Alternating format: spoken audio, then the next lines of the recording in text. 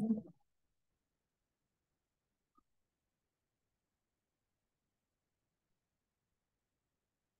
and welcome to the Charles H. Parker CMS Elementary Differentiated Education Plan. Today's meeting is to explain the DEP plan for the fall 2023 school year. Hi, I'm Lucy Bovey. I'm the LITD Magnet Coordinator here at Charles H. Parker. I primarily serve 3rd through 5th grades. I have been at Parker Academic Center since 2008. So just a little bit about myself. I have 2 daughters. Matilda is a 1st grader. She's 6 years old, and I have a 3-year-old as well. I'm a proud ECU pirate. I love all things music, and I love working with your kids each and every day. And I'm Teresa Goodnight. Miss Bobby came just 1 year before I did. I've been at PAC for 14 years. As you can see, I have some beautiful distractions at home. On the right is our peppy chants we got last year. And then my kiddos are Acadia and Samuel, who are 11 and 8. And my happy place is with a cup of coffee and a book. So as Ms. Goodnight mentioned, we're just going to explore a little bit more about how your students' needs are being met, their academic, social, and emotional needs through the services we provide here at Charles H. Parker through our Magnet program. We'll review the DEP for gifted 3rd through 5th graders. So the TD teacher role is fairly unique. Miss Bobby and I both serve as TD teachers. As she said, she serves the grades 3 through 5, and I primarily work with grades K through 2. We provide support and leadership both on the school level and among the different teams. We work to grow both students and teachers. We work with gifted and advanced learners, not just in like small group situations being pulled out of the classroom, but we push into teachers' classrooms to work with whole classes of students. We usually work in a co-teaching model that involves inclusive practices to meet the gifted needs of gifted and advanced learners. We always work to collaborate and plan with classroom teachers. We try to meet with them weekly. We provide ongoing professional development and support at the school level and beyond. This year, we were able to provide PD for all the teachers at all of the LITD schools. And we are responsible for the gifted identification and screening process for all students. A little bit more in detail about the Catalyst model. We pretty much went into detail about planning with teachers, collaboration among teachers, staff, parents. Everyone is all on the same team together in order to meet the diverse needs of our students. We ensure that instruction is provided through small group instruction in the classrooms by the teachers, using the advanced resources we have available, providing professional development, as we mentioned, but our main goal is for our students to be served all day, every day, for their needs to be met, not just 40 minutes a week, not in isolation. So one of our jobs is to build capacity with classroom teachers to make sure that they have increased use of advanced resources and materials. They have consistent engagement and rigor within their classrooms, that we have a common language that's developed within our school for high achievement, and that the needs of gifted and advanced learners are consistently met. And we're always looking for teacher growth and student growth. In order to build capacity with our teachers, we maintain that collaborative planning is crucial. I meet with the 3rd, 4th, and 5th grade teams. Ms. Goodnight meets with kindergarten, 1st grade, and 2nd grade. We review what standards they'll be working on that week. We try to provide different strategies, different resources in order to meet students' needs based on data that we see and what their interests are as well. We have professional development in the form from the district level, something called Gift Ed. We have ongoing newsletters, communication at the district level. We are constantly modeling strategies and resources within our building, and just a great sense of collaboration within our building among staff. So all of that is represented here on what we have on the screen, the differentiated education plan.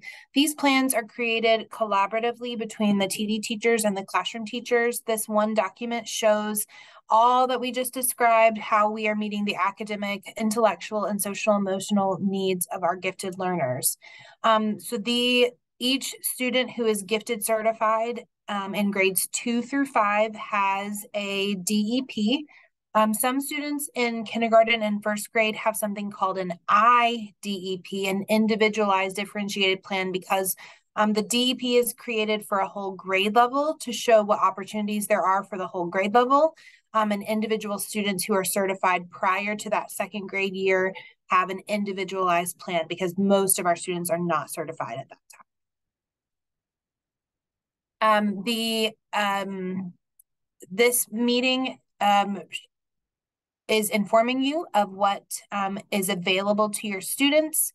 If your student is already gifted certified, I will be in touch with you to create an individualized DEP document and share that information with you separately. Continuing on with the learning environment that we provide here at Charles H. Parker. We are a proud certified magnet school. We went through the Magnet Schools of America recertification process 2 years ago, and we are proud of the learning environment that we provide here for your students. We use homogeneous grouping with AIG licensed teachers. Our students receive instruction from licensed AIG teachers and or teachers with strong gifted experience. They are flexibly grouped for subject areas, and we have the LITD, the Learning Immersion Talent Development Magnet theme, going strong throughout our school. So differentiated instructional delivery happens through co-taught instruction with the classroom teacher and the TD teacher, differentiated instruction with just the classroom teacher, and small group instruction with the TD teacher within the classroom. The gifted education is a shared responsibility between the classroom teachers and TD teachers. And this is something that we addressed earlier, the importance of our students being served all day, every day. Pull-out services where they're just met, okay guys, I'm gonna come pull you for 40 minutes of math for 1 week, that's not at any advantage to our students. They get much more consistently, their needs are met much more consistently by providing this challenging, enriching learning experiences from their teacher and from us in combination. So our social emotional learning is a very important piece of our school's beliefs and values. We do utilize the Caring Schools curriculum, just like all other CMS schools, but we also have specific gifted resources and strategies to meet the social and emotional needs of gifted learners that are unique. And we have a gifted trained counselor who provides monthly lessons and support.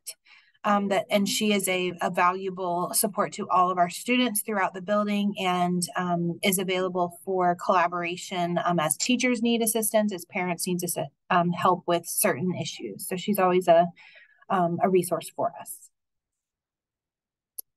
Okay, moving on to the advanced content and resources we provide. This is just a glimpse into what you'll see with literacy instruction in our classrooms. We do what CMS mandates as well through the grade level standards, and then we have some flexibility to go beyond.